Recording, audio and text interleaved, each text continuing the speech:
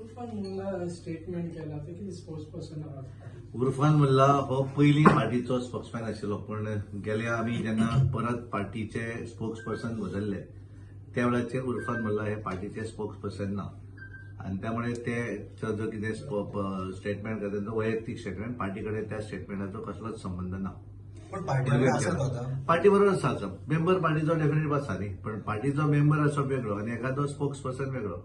स्पोक्सपर्सनाचे list आमी पयलीं जे आशिल्लें ते सगळें लिस्ट हें करून आमी नवीन लिस्ट डिक्लेअर केलें इमिडिएटली आफ्टर म्हाका दिसता इलेक्शन जातकच, आणि त्या लिस्टा भितर आमी नवीन पार्टीचे स्पोक्सपर्सन अपॉइंट केल्ले. त्या लिस्टा भितर उर्फान मुल्लाचें नांव ना.